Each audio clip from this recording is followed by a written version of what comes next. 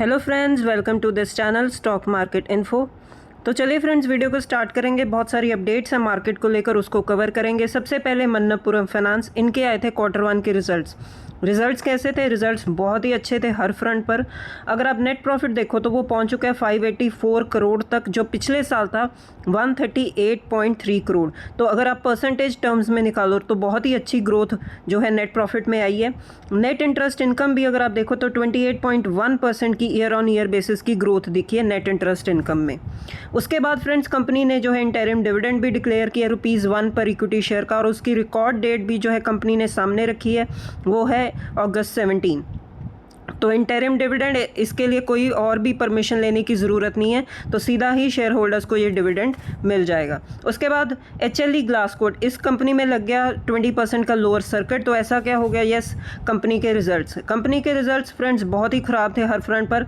Net profit अगर आप देखो तो 81% ईयर ऑन ईयर बेसिस पर जो है गिरावट आई है नेट प्रॉफिट में। लेकिन मैनेजमेंट का ये मानना है कि आने वाले टाइम में इम्प्रूवमेंट होगी, लेकिन जो इस बार के रिजल्ट्स हैं मार्केट को बहुत ही ख़राब लगे, और आने वाला जो है टाइम पीरियड भी है, शायद से मार्केट इसको और भी ज़्यादा अच्छा नहीं देख सकी। इसके लिए हम देख सकते हैं कि शेयर में एक गिरावट बनी हुई है। नेक्स्ट है फ्रेंड्स फिनोलेक्स केबल्स, इनके रिजल्ट्स आए थे। रिजल्ट्स हर फ्रंट पर ही बहुत अच्छे थे। जो डेटा सेंटर के चलते वायर्स एंड केबल्स वाला जो बिजनेस है, उनको एक अच्छी जो है अपॉर्चुनिटी मिल सकती है। उसी के चलते ऐसी जो कंपनीज़ हैं जो केबल बिजनेस में काम करती हैं, एक अच्छे रिजल्ट्स भी शो कर रही हैं। वहीं फिनोलेक्स केबल्स ने भी इसी फील्ड में काम करते हैं, तो रिजल्ट्स बहुत ही अच्छे आए हैं।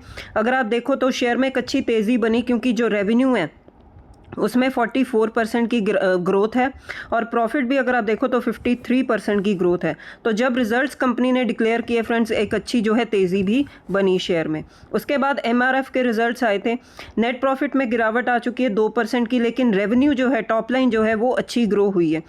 ये फ्रेंड्स क्या बताता है कि जो क्रूड ऑयल के चलते जो रॉ मटेरियल एक्सपेंसिव हो जाता है टायर कंपनीज़ के लिए, उसका इम्पैक्ट हम देख रहे हैं कि नेट प्रॉफिट पर, मार्जिन्स पर आ रहा है।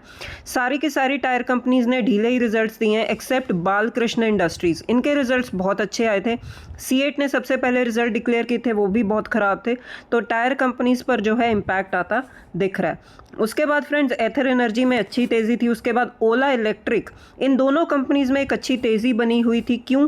क्योंकि फ्रेंड्स कल एक जो है न्यूज़ निकल कर सामने आई है कि जो गवर्नमेंट है, जो वो बेनिफिट्स प्रोवाइड करते हैं सब्सिडी के थ्रू इलेक्ट्रिक 2 व्हीकल सेगमेंट को, कंपनीज़ को, तो वो और एक्सटेंड कर रहे हैं। तो इसके चलते जो ये कंपनीज़ हैं जो इलेक्ट्रिक 2 व्हीलर में काम करती हैं, एथर एनर्जी एंड ओला इलेक्ट्रिक, इनमें एक अच्छी तेज़ी बनी हुई थी। अपार इंडस्ट्रीज़ को आप फोकस में रख के चल सकते हो। इन्होंने 2500 करोड़ का किया है लॉन्च QIP, तो फंड रेजिंग के चलते कंपनी में एक अच्छी तेज़ी बनी हुई है। ग्लैंड फार्मा फ्रेंड्स बहुत ही अच्छे रीजंस की वजह से अच्छा, मतलब एक फोकस में आया हुआ है। क्यों? सबसे पहले इनके रिजल्ट्स बहुत ही अच्छे थे। उसके बाद एक कंपनी ने डील भी की जो आने वाले टाइम में इनके टॉप लाइन को इंक्रीज़ कर सकती है, रेवेन्यू बढ़ा सकती है। उसके बाद फ्रेंड्स, जो जेफरीज़ हैं, इन्होंने भी आने वाले टाइम में इसके टारगेट्स जो हैं अपग्रेड कर दिए हैं। तो ये थर्ड रीज़न है कि ये जो कंपनी है ये अच्छा कर सकती है, और जो टारगेट भी रखे हैं जेफरीज़ ने सामने, वो रखे हैं 3350 पर शेयर। तो आने वाले टाइम में करंट लेवल से 25% की ग्रोथ दिख सकती है हमें इस शेयर में। तो ये कुछ रीज़न्स हैं, ये कंपनी हाईलाइट हो रही है। उसके बाद फ्रेंड्स, LTTS, ये कंपनी न्यूज़ में आ चुकी है, क्योंकि इन्होंने एक एजेंटिक AI प्लेटफॉर्म जो है लॉन्च किया है for engineering, manufacturing and customer experience. तो AI के चलते इस कंपनी में एक अच्छी तेज़ी बनी हुई है। ल्यूमैक्स ऑटो टेक्नोलॉजीज़, ये कंपनी फ्रेंड्स हाईलाइट हो चुकी है। क्यों? क्योंकि रिजल्ट्स आए थे फ्रेंड्स कंपनी के बहुत ही अच्छे, शानदार Q1 के रिजल्ट्स। उसके बाद फ्रेंड्स कंपनी ने अपना ऑल टाइम का हाई भी टच कर लिया। तो ये बताता है फ्रेंड्स हमें कि कंपनी अगर बिजनेस अच्छा कर रही है, रिजल्ट्स अच्छे दे रही है, तो कंपनी चाहे जिस भी वैल्यूएशन पर ट्रेड कर रही हो, तो एक कंपनी एक अच्छे जो है रिटर्न बनाकर दे सकती है। तो अगर आप इस कंपनी को भी देखो, 12,000 करोड़ के आसपास का मार्केट कैप है, एक स्मॉल कैप टाइप की कंपनी है, लेकिन अच्छा बिजनेस करती है, उसके चलते एक अच्छे लेवल पर ट्रेड कर रही है। FIS की बाइंग भी देखेंगे फ्रेंड्स। DIS ने हल्की सी बाइंग की है, ना के बराबर है, लेकिन FIS ने भी बाइंग की है। तो आने वाले टाइम में जो कंसिस्टेंसी एफआईएस की वो देखनी पड़ेगी, क्योंकि ये एक मार्केट को एक अच्छा हेल्दी सपोर्ट देता है। उसके बाद फ्रेंड्स बहुत ही अच्छी न्यूज़ निकल कर सामने आई है। नेट डायरेक्ट टैक्स कलेक्शन जो है वो 23% के साथ इंक्रीज़ हुआ है टिल अगस्त 10 तक का ये डेटा सामने आया है। तो अगर फ्रेंड्स इसको स्टॉक मार्केट के साथ जोड़ने की कोशिश करें तो ये क्या बताता है कि एक अच्छी कंजम्पशन है, अच्छी डिमांड है, हेल्दी ग्रोथ है, और उसके बाद जो है उसी के बाद टैक्स कलेक्शन भी अच्छी हो रही है। मतलब किसी भी तरह के कोई मंदी के सिग्नल नहीं है इकोनॉमी में।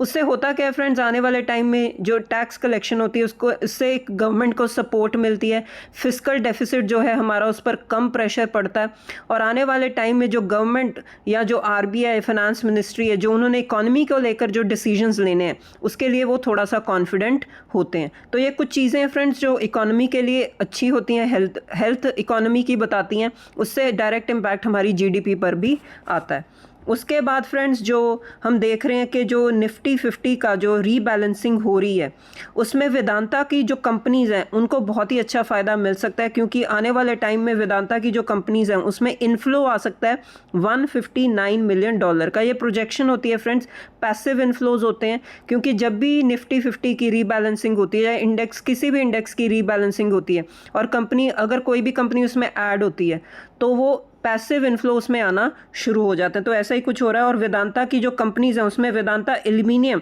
सबसे ज़्यादा इन्फ्लो आ सकता है उस कंपनी में, और साथ के साथ Vedanta power and Vedanta iron and steel उसमें भी इन्फ्लो आ सकता है $3 मिलियन तक का। तो ये कुछ पॉजिटिव ट्रिगर्स हैं वेदांता के लिए। उसके बाद फ्रेंड्स आज गोदरेज कंज्यूमर जो है एक नेगेटिव रीज़न के लिए हाईलाइट हुआ है, क्योंकि इसमें जो है सीईओ ने एग्जिट ले लिया इमीडिएटली, और उसके बाद जो ब्रोकरेज फर्म्स हैं उन्होंने भी डाउनग्रेड कर दिए स्टॉक को, क्योंकि कुछ कंसर्न्स जो हैं उनको लगता है कि आ सकते हैं आने वाले टाइम में बिजनेस को लेकर या ग्रोथ को लेकर। तो यही कुछ रीजंस हैं आज गोदरेज कंज्यूमर में गिरावट बनी हुई है। उसके बाद friends doctor Agarwal health care, ये कंपनी आज फोकस में है, क्योंकि इसमें हुई है एक बहुत बड़ी ब्लॉक डील, 1750 करोड़ की जो है वैल्यूएशन निकल कर सामने आ रही है।